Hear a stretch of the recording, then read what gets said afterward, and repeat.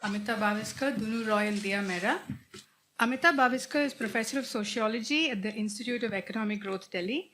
She studies the cultural politics of environment and development in rural and urban India.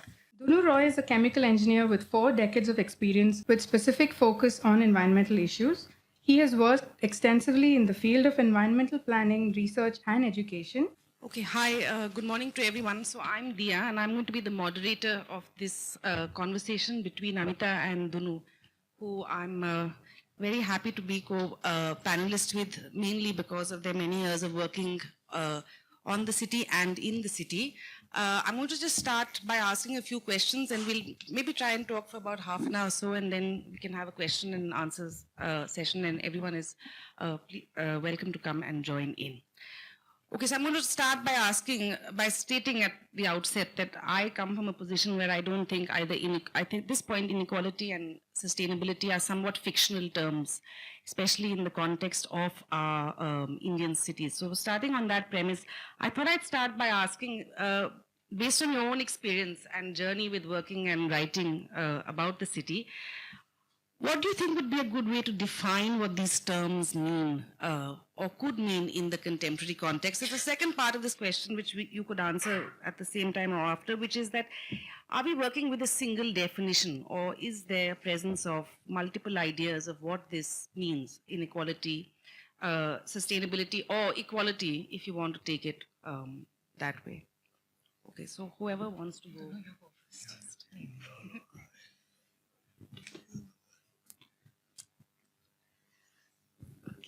Such a long resume.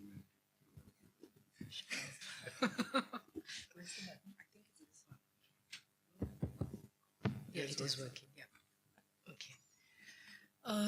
Yeah, thanks, Dia. We were initially told that we should talk about equity and sustainability through the lens of urban writing, what's been written about the city, and come to these questions through there.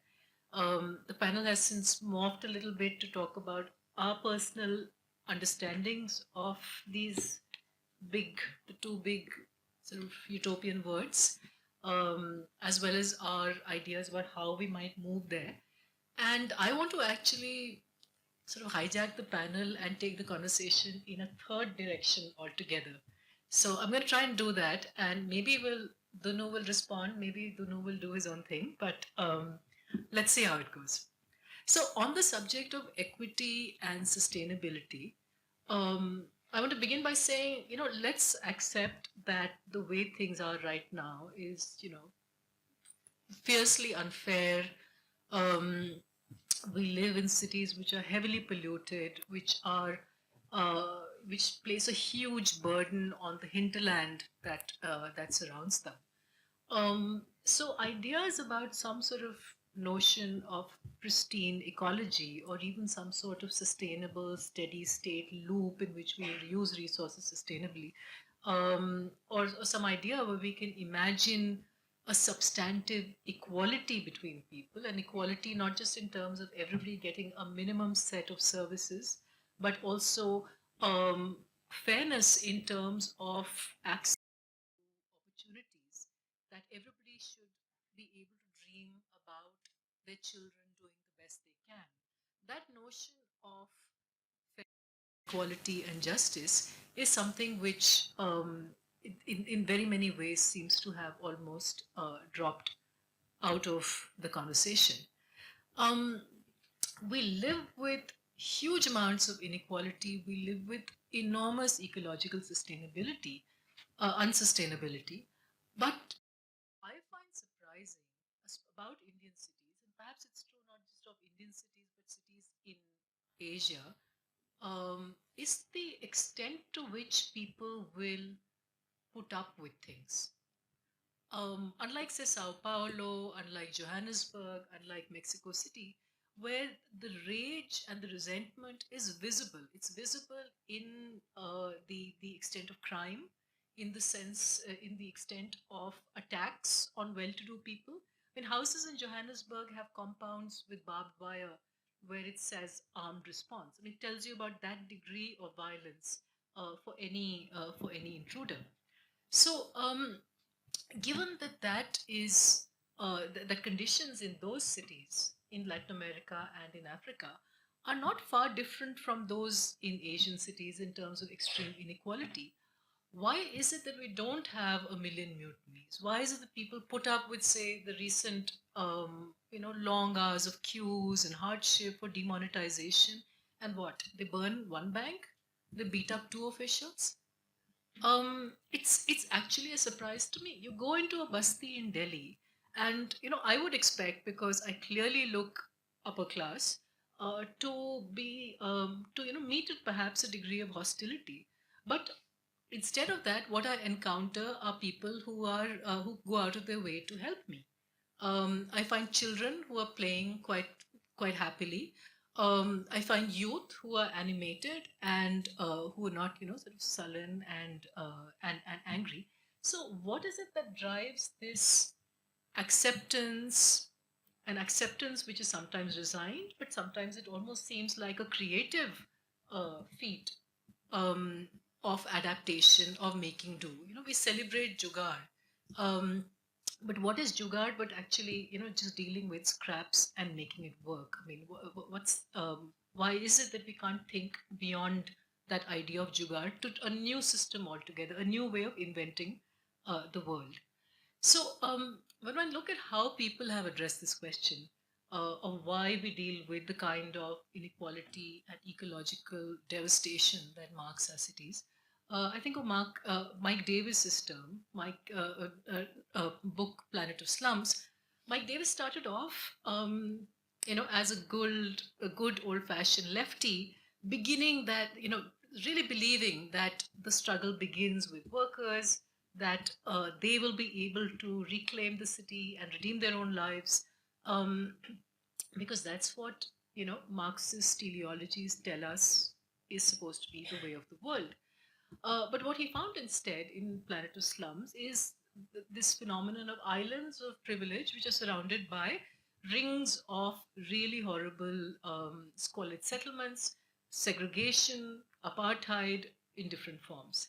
In the panel before this, I refer to the work of Julia Chuang, who in the Journal of Peasant Studies has written about the way in which Chinese cities both incorporate people who've been pushed off the land, accumulation by dispossession, but also incorporate those who come into the cities and work, but only because they're partly being subsidized by the countryside, accumulation without dispossession.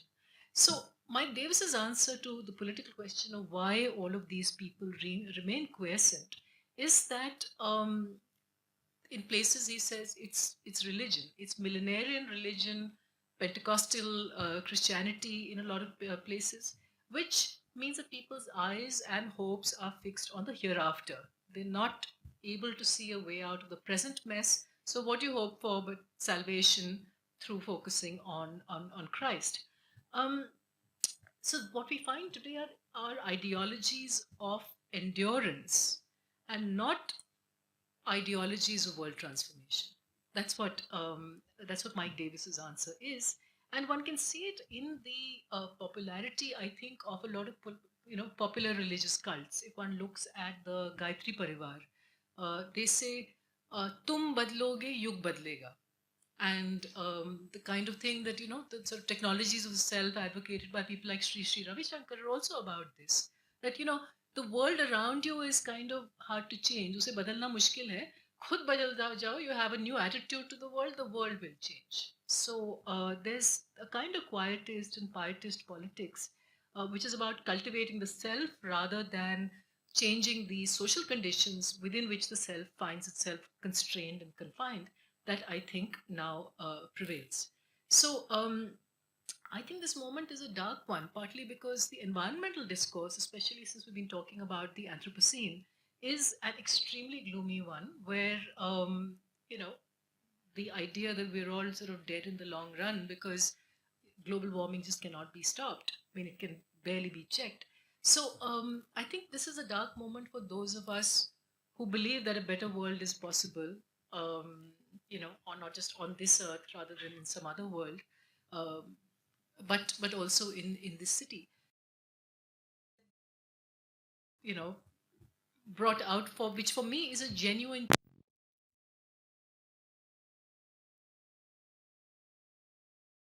in.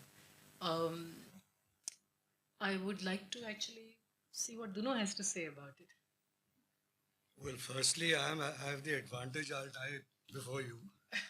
Don't bet on it. So, fortunately, the questions will have to be answered by you.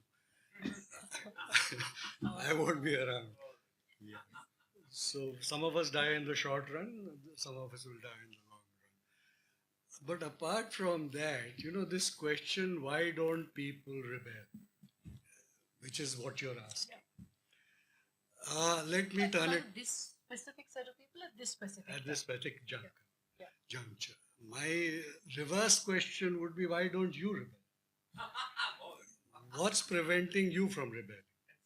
That is something. I know the reason I'm putting it is because then we will be forced to recognize that there's something happening in society. And we need to understand that why is this social system suppressing rebellion in many forms? I think you all feel rage at times, you all feel anxiety at times, but you don't rebel. So there must be a reason for it. There must be some possible way of looking at it. I don't have real answers, but I think there are indicators that maybe we need to look at. The first one is, how do you pose the city itself? In the seventh plan onwards, the city suddenly becomes the engine of growth. And we have all bought that argument that this is the engine of growth.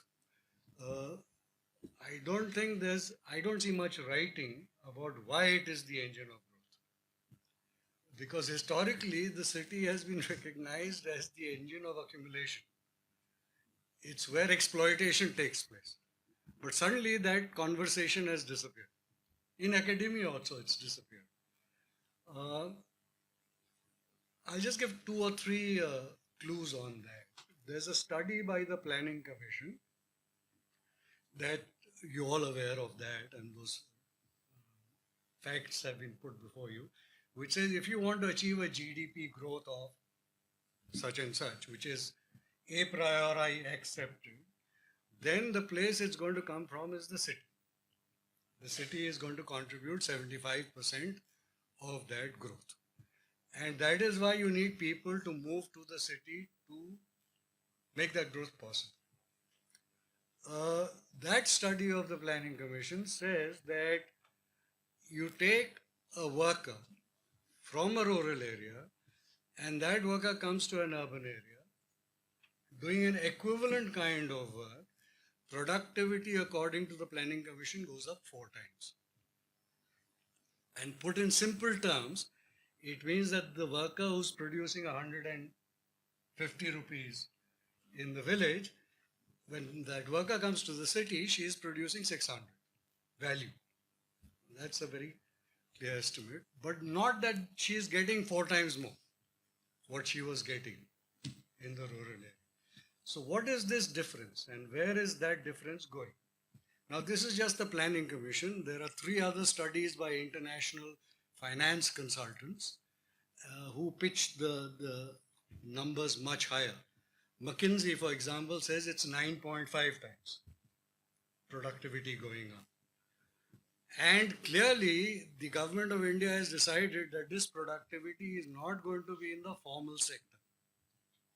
It's going to be in the informal sector. You look at all these schemes, all the plans they have for employment, for instance. Those schemes don't say anything about wage employment. They don't say anything about formal employment. Most of it is contractual, casual, or self. And self-employment is the big target. That we'll skill you, then you go and set up your own thing and you contribute to the economy. Now this illustrates to my mind why the city offers both hope as well as it becomes a center for accumulating that hope and converting it into value. So from the village, where there is nothing. We say, in the city things are bad. Things are no better in the village. They're worse. And you ask people about why they've shifted from the village to the city, they give you very clear answers. There are both income opportunities, there's ways of survival, plus there's a degree of freedom, which they will not find in the village. Caste-based, gender-based, and so on. Those freedoms are there. This freedom they are willing to wager, to bargain, and come to the city, knowing that they're getting more exploited. They don't really know how much. I'll give you another set of data, which is extremely interesting. And this data comes from studies being done since 1969. These are energy studies, which are basically, they take a bunch of workers, agricultural workers, textile factory workers, workers doing loading, unloading. There's about 12, 15 studies like this. And they have measured what is the energy expenditure of the worker, which means that they actually put a mask on the fellow and measure what is going in and what is coming out. And so you can measure what is the energy expended by that work. So it's exactly like a machine. You put a meter on a machine and you find out how much energy that machine is producing. And they've also looked at the food, the fuel that machine is consuming. And they've contrasted the calorific values of both. And the figures are astounding. The expenditure figures are in the region of 3,800 kilocalories. That's the average. The consumption figures of what they consume as food is in the range of 2,600 kilocalories. So for the first time, you are actually documenting a machine that produces more than it consumes. Right?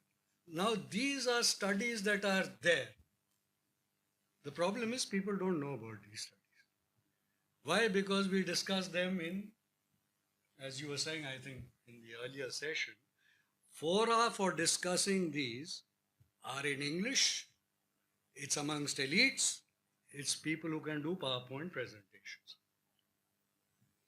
Now, supposing this knowledge were to get, and this is one aspect of equality, if I may put it, supposing this knowledge were to get to the people who are actually doing the labor, who are being this engine of growth, then what would they have to say about it? I think that's where the question has to be posed. And why aren't they rebelling against it? Firstly, they're not rebelling because they don't know. Secondly, even if they rebel, and these are conversations that take place in slums, street corners, with rickshaw pullers, etc. The rebellion is there, I think. I see the rage. I see the anger. But what is it that they say? They say, koi imandar dikhta nahi.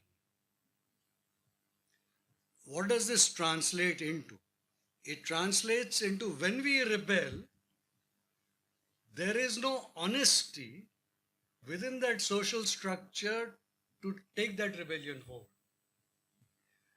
What we see is political leaders are dishonest, pradhans are dishonest, intellectuals who come and do surveys are also dishonest. Because they appropriate our knowledge and then they go and spread it in IIC. It doesn't come back to us. So there's a dishonesty. And as long as this dishonesty persists, why should we answer your question about why we are not rebelling? And I think it's a relevant question.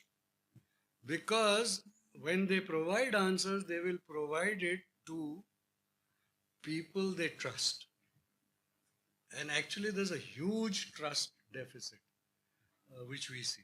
Huge. And this trust deficit is something that is not something that people are going to grapple with.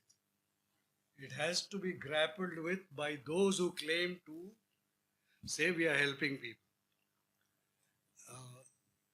Now, I'll finish with one more thing, which is that this rebellion not taking place at the level of labor is equally accompanied by no rebellion taking place at other levels of society. We have one spark of, say, Nirbhaya, and suddenly people come together. We have one spark of JNU, another spark of Hyderabad University, another spark of Delhi University. And suddenly you have Lal Salam, you have Jai Bhim coming together. My question is, why doesn't it go any further? It's the same question. It's the same question addressed to a different section of the social class. But this section of the social class does not want to answer that question. See, if we talk of equality, here are levels of inequality. We are trying to find the answer on the informal sector. Why aren't we trying to find the answer in this formal, well-established, secure sector, secure in the terms of you're going to get degrees, but you're not going to get jobs. And I think all of you know it. You may not want to acknowledge it, but that's the, you know it. Still you're not rebelling. Why not? I guess maybe I can contribute and ask the question. Do you think this has something to do with the scale at which we live in these cities? Would it be different, for example? Could there be something different about smaller places which have not reached this point where the scale is so large that you just kind of abandon hope and say there's nothing? And also, of course, the contradiction of the fact that at some way you've also bought into the idea of nice house, nice life, nice khana, right? Which is also then, I mean, how much are people willing to put that at stake if you think about certain other classes? Should I go? Yeah. I think scale is one part of it, but why is it that there are historical moments when people confronted with the same scale of problems and the same complexity uh, are able to find ways and means of figuring out that, if we do this, this is how it's also a step in something larger. Why is it that now, I think to rephrase what Dunu ended with, what we see are in some ways interruptions of political power rather than some sort of a continuous and widening stream where one builds alliances across classes, across issues, and across spaces. The way I've tried to answer that question on the basis of what I've seen in, say, Bastis is that one, historical legacies are very important. So if I look at leadership in terms of who is the person in the Basti who is more willing to be outspoken, who's more willing to organize, it's often somebody who has a natural sort of feistiness. I don't want to say natural, but sometimes people do have different personalities, and these are consequential differences. But that's something that has been honed through their experience of some form of organized politics.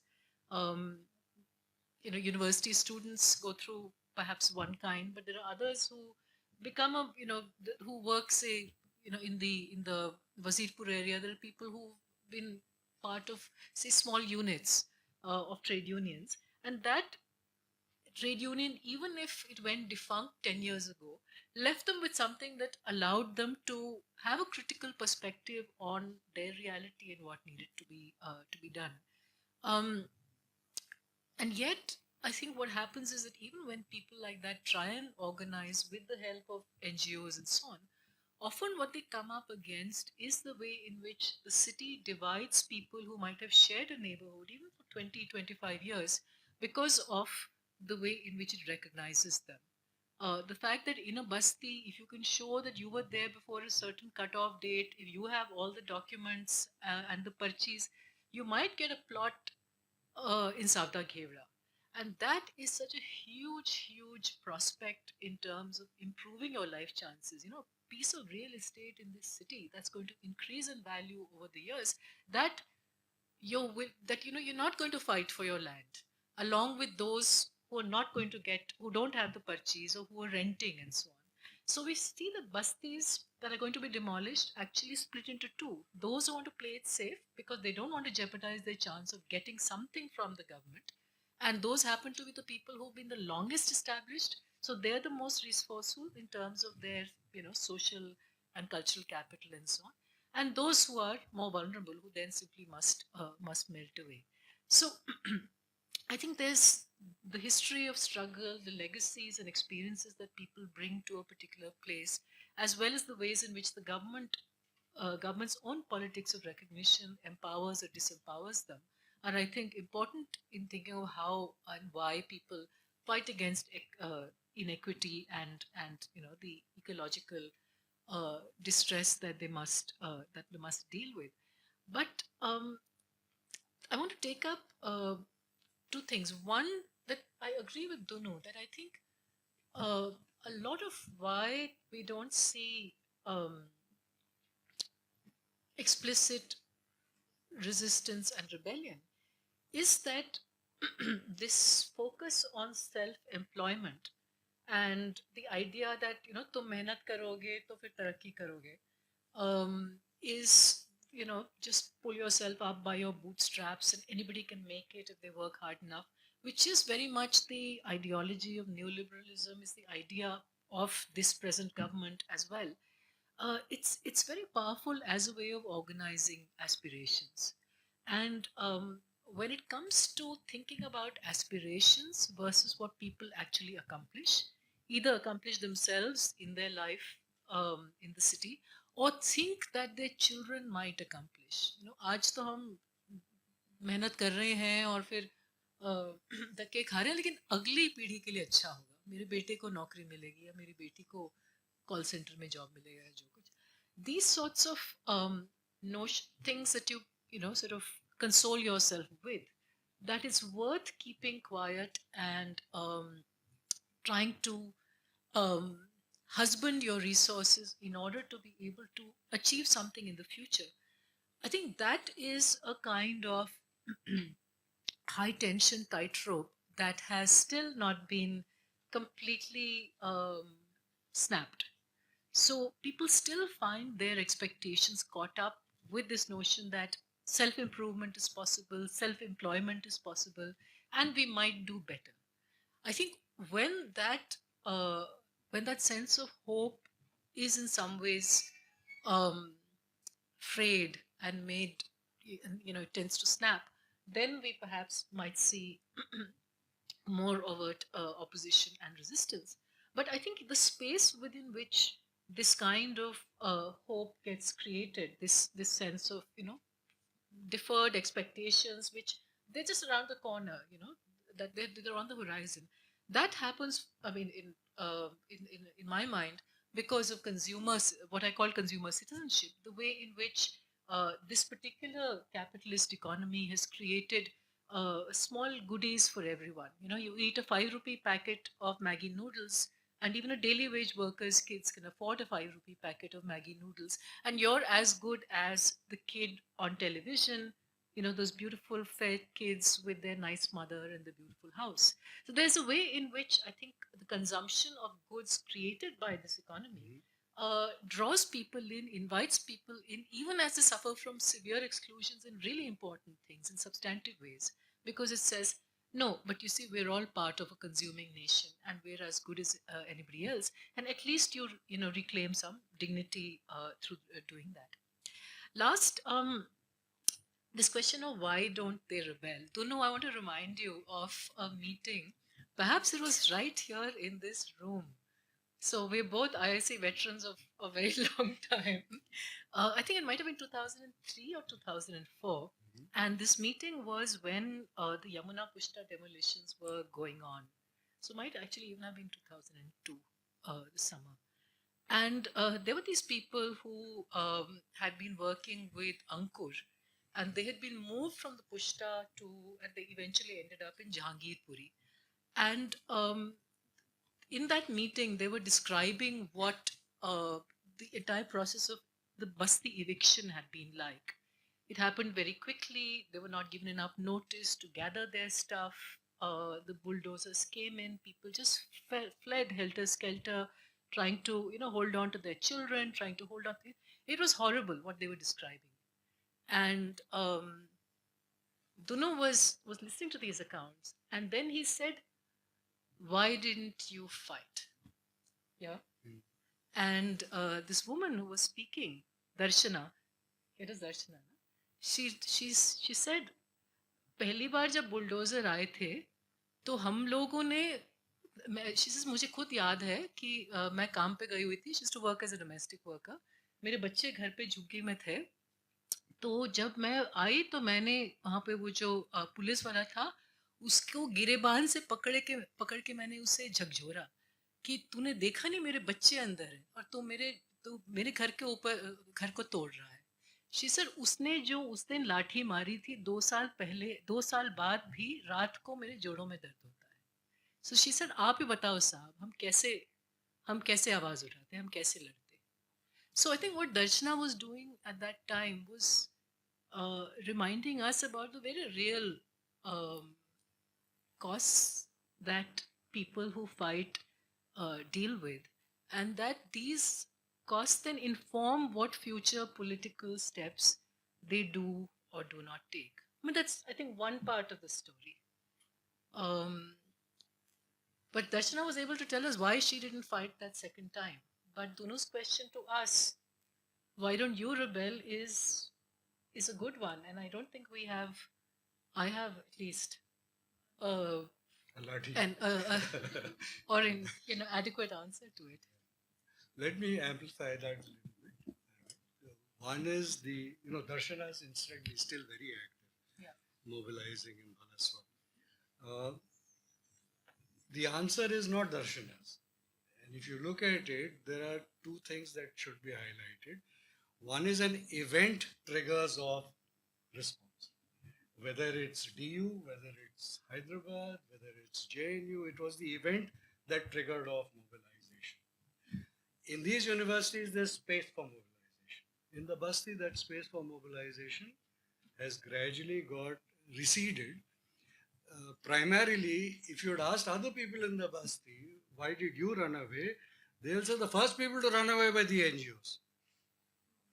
The people we depended upon to mobilize, to organize, to stand before us or with us, to argue with the cops. They're the first to run away. Not only were they first, they were very well connected.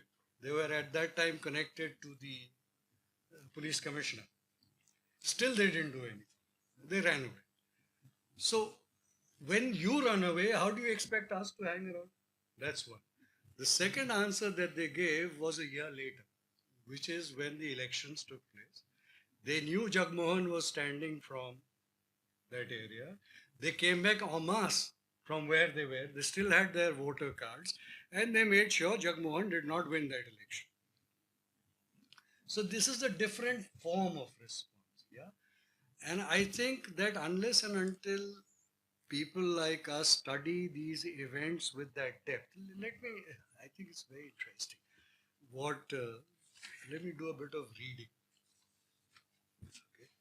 This is a report by a very well-known urban studies person. And what this scholar says, this colony, talking about a Basti, is similar to settlements all over developing countries with malnutrition, high infant mortality, low literacy levels, child marriages, high rate of alcoholism, indebtedness, poor housing, lack of basic services and amenities, high health problems, drug abuse, high school dropout ratio, prostitution, low level of women empowerment, and irregular income. Now, this is a description by a scholar studying a Basti. Okay. The scholar goes further to say, local leaders do not show any concern for ineligible families. There's a lack of unity among residents, a hindrance to a larger mobilization, lack of time to devote for a larger collective movement, and demolitions of other squatter settlements are not their concern. This was written in 2013. In 2014, this same Basti mobilized. Why? Because the bulldozers came. And they not only mobilized, they withstood the bulldozers, they did not let the bulldozers in. So it's event-based. The mobilization takes place. The scholar never goes back to find out why suddenly they mobilized. What happened to all those low levels of malnutrition and high levels of alcoholism? See, this is the gaze with which researchers see these incidents, unless they begin to see other incidents. And interestingly enough, in 2015, there was a report in Dainik Jagaran in Hindi which said similar things. That this Basti is full of mafia who deal in drugs, who deal in alcohol and so on. They read it. It was in Hindi. They never read this scholar because this was in English.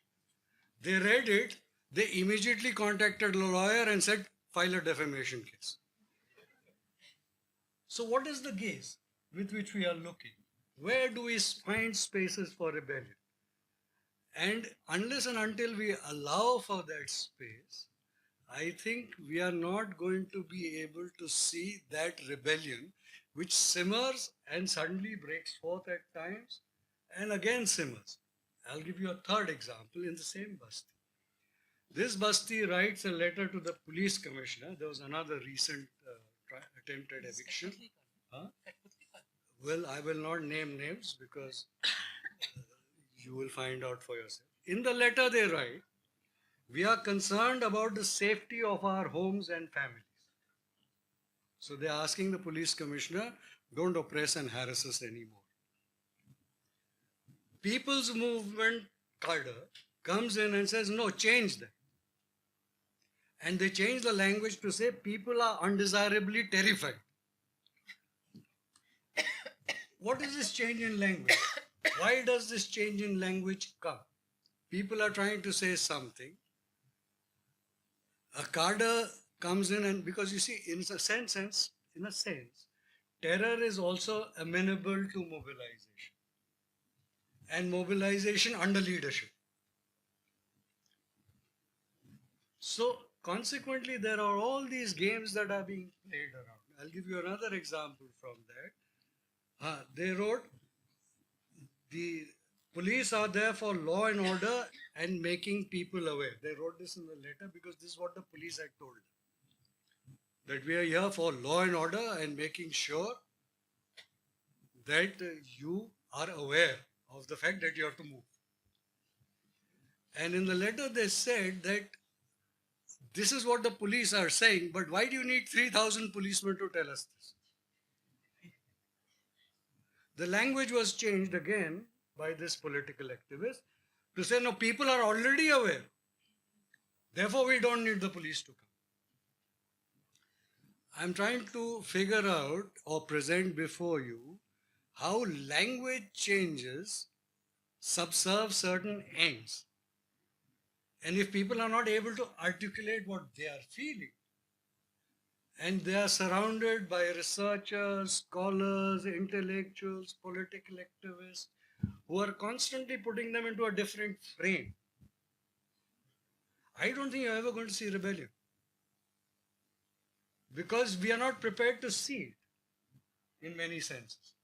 Now, I'm not generalizing. I'm not saying just because this scholar, and this activist did this, but there is a general pattern. And when other people try to contest that, there's a conflict between politics. You're talking about Wazirpur, you know as well as I do. Wazirpur organized around the issue of wage, right? And recently again, before also. And this is another aspect of the city that I think is very revealing. The moment people start organizing, others step in to capture that force. It's as true of vendors and hawkers as it is true of rebellion. Why? Because what vendors and hawkers are doing is they are mobilizing and actually organizing the market. And this is what Reliance is waiting for. Because Reliance sees that this market gets organized and Reliance wants to step in because the market is already organized.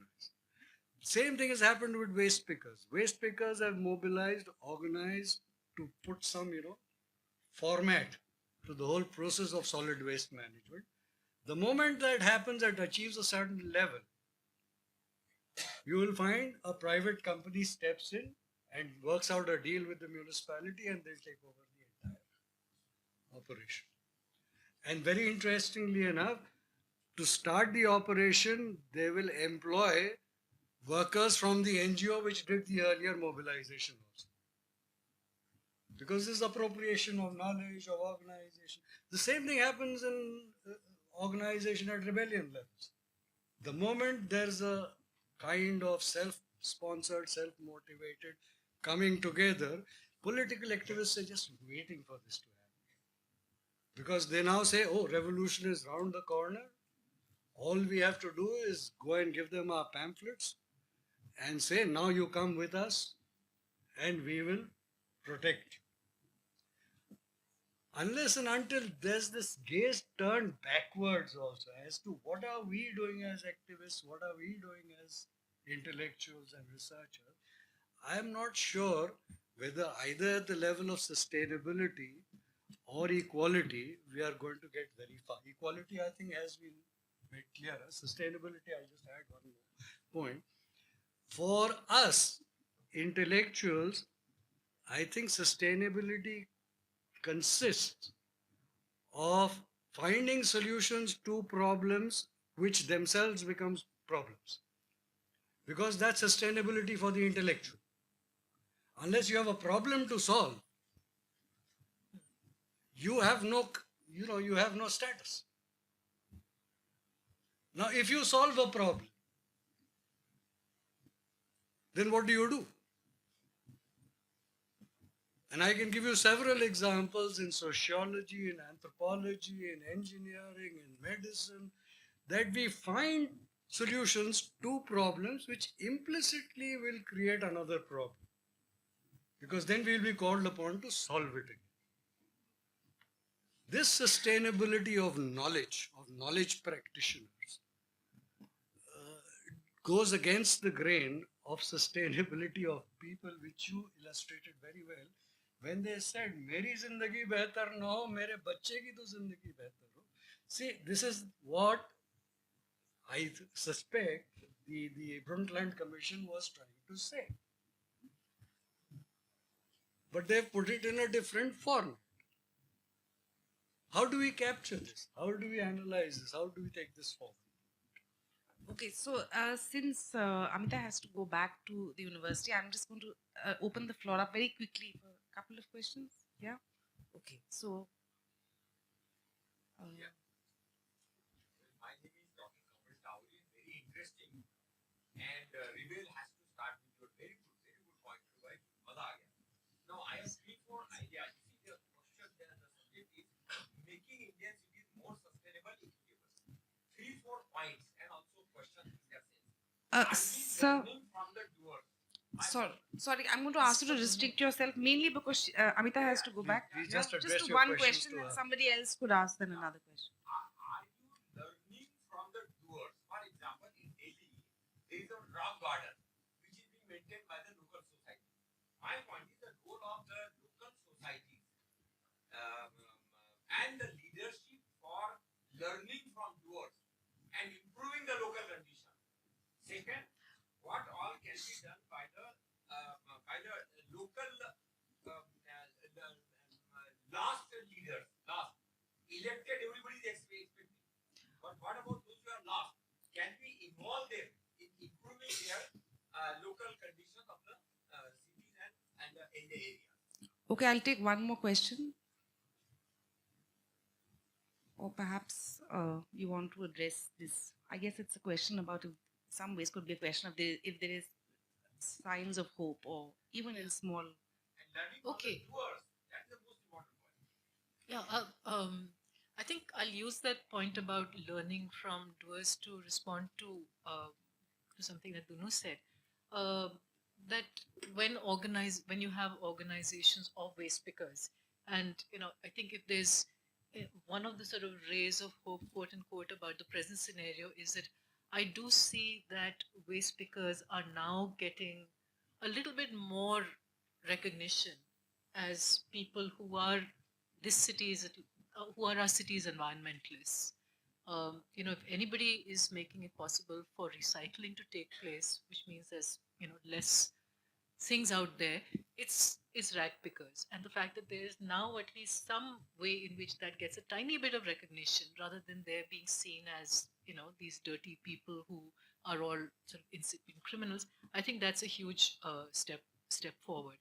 um, I see that as a positive development, and I don't necessarily see the relationships of, say, waste pickers, or in fact any other gathering of poor people who work together, or who live in a particular place, with NGOs, with political leaders, as necessarily one in which the political leader or the NGO is parasitic upon them. I think in many situations, these are unequal relationships, but people are often quite canny about how they choose to use the NGO. They might know that the NGO is not going to, change. I mean, I have a student of mine who worked on two women's NGOs, one working with construction workers, one with home-based workers in Sundarnagri. And what she found was that a lot of the women who worked there were absolutely, unimpressed by Seva's larger vision of women's empowerment, etc. They were very clear कि सेवा से मुझे नौकरी मिली है और सेवा से हमें जो पैसा जो मिलता था अब थोड़ा ज़्यादा मिलता है. And Seva then tries to get them to do other things, like they try and train women to become masons, and the women will go along for the training because they get a bhatta for doing that, they get meals that day, but none of them, they are all very clear that we're not going to become masons because औरतों को कोई मिस्त्री का काम देता ही नहीं. I mean, we're okay for carrying loads, but it's a completely patriarchal arrangement. So I think people know the limits of NGOs, they know the limits of politicians, and they try and figure out the best that they can do within that situation by using those contacts as strategically as possible within an unequal relationship. One, I'm sorry, but I do have to go. But one thing that I will make a plug for in terms of a local and entirely personal initiative that anybody can do is please compost your biodegradable waste. It's really easy to do. All you need, I live on a first floor flat, in a first floor flat. I have one crate in my bathroom. I don't throw out a single biodegradable thing. All my garbage is only paper and plastic and the occasional glass bottle. And even usually that gets recycled. It's if anybody wants to contact me about this, I'd be happy to help you. You can do it on the individual basis. There are societies now, I think in Gurgaon and elsewhere, who are doing it on a sort of community basis as well. It's easy for RWAs to do it. All these problems that we have with solid waste, with the way, the conditions under which rag pickers have to work with dirty rotting stuff, they get infections, they get diseases. All of that could be so hugely minimized if we could deal with our solid waste in a biodegradable, which is biodegradable in a sustainable manner. Sustainability really in some ways does begin at home, even as it is of course about much larger questions which require state and collective action. Okay. Do you want to respond? Would you like to respond? Are there any others? No. Okay. See, again, this is a transaction. I think she's quite right, Amita, that they're trying to leverage. Okay? But implicit in that leverage is that they don't trust anybody. ईमान नहीं है, सब बेईमान है, सब हमारा इस्तेमाल कर रहे हैं. अगर कोई ईमानदार दिखता तो हम उसके पीछे पीछे चलते, लेकिन ईमानदार कोई दिख नहीं रहा है. See, this is the language which exhibits the problem at the level of you're asking about doers. This is what the doers are doing, right? Since he asked about doers, can I have two more? Okay. One is about doers. We did a small workshop with waste pickers. They came to us saying that, as Amitabh was saying, we deal with waste, we get cut, we get bruised, we get burned, all kinds of unhygienic things happen. Tell us how to protect ourselves. So we did a 2-day workshop with about 30 of them on what to do. Gloves, boots, glasses, aprons, a whole lot of stuff.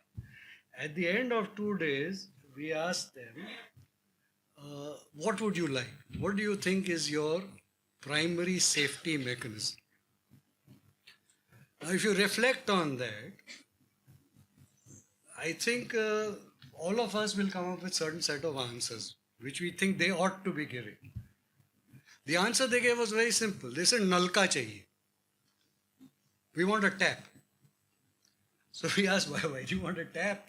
They said, if we had a tap with water, most of the hydrants are privatized. So we can't access them. If we had a tap with water, when we got cut, we could wash it. When we got burned, we could put water on it. If we got bruised, we could put water on it. If we had water, we could have a bath and the dog won't bite us. If we had water, we could wash our clothes and the chowkidar won't chase us away. See, this is a different way of thinking. But no waste picker NGO has ever felt it fit to focus on a tap of water. They are organizing waste pickers to get more value out of the waste, and look at the contradiction. Exactly the same thing that a company does. Why? The company is given a tipping fee for transferring the waste from the city to the landfill. The tipping fee says for so much waste you're going to get so much. So they want to maximize the amount of waste. That's the logic of it. They'll pick up everything and take it to the landfill because it's going to be measured there. The more they take away, the more they're going to get paid. The waste picking organizations are doing exactly the same thing. They also want more waste. So if you think this is an environmental question, it is not. Because the waste is not going to go down. And it is this contribution that we make to the doers to say maximize, get more out of it, whether it's Seva or anybody else. Have you ever paused to think, are we doing the right thing? As researchers, okay? As researchers, has any of you questioned another researcher saying you said this 3 years ago? What happened subsequently? What do you say now? Is there any discussion? Is there any debate? Is there any attempt to unravel these? These are questions I think we need to face. Okay, I'll take one last question. There's another one there. Ma'am? This is just about why I would say something about why the rest of us don't rebel. During this demonetization, a lot of us were sort of middle class people really suffered because I had some donation money for some cycle thing that I had in my house, so I don't know art. So why didn't people rebel? People lined up at 6 o'clock like sheep in the banks.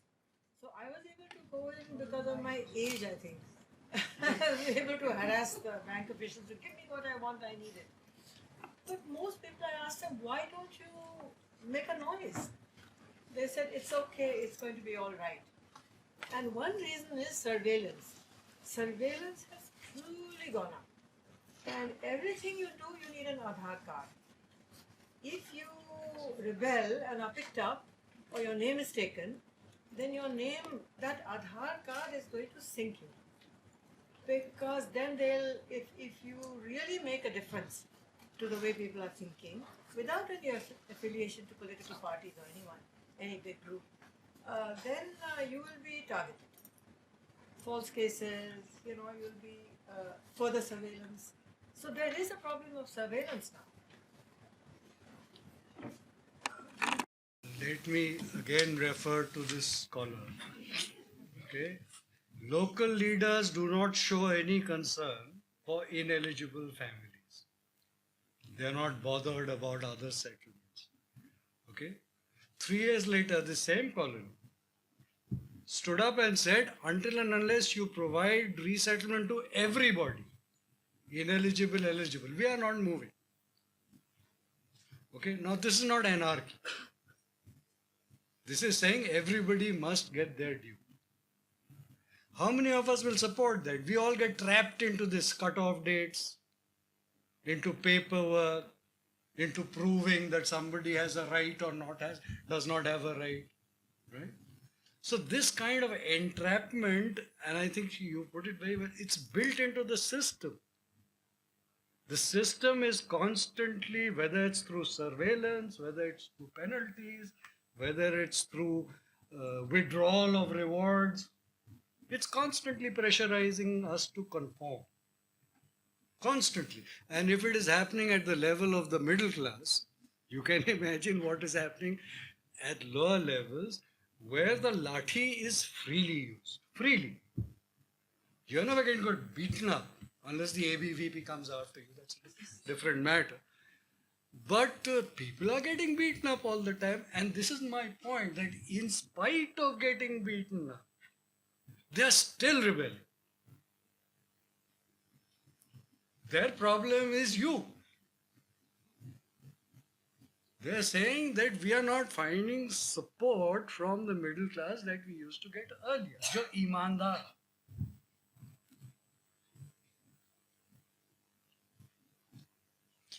Okay, I think we're going to leave it there because I think we're over our time. I guess we could do another round of this, which is maybe more about the middle class, right? Which is where we are leaving this. In other words, I think we can ask ourselves the question, why don't we rebel as well? Okay, thank you very much for being here. And thanks very much to Dunu and, of course, Amita for an interesting conversation.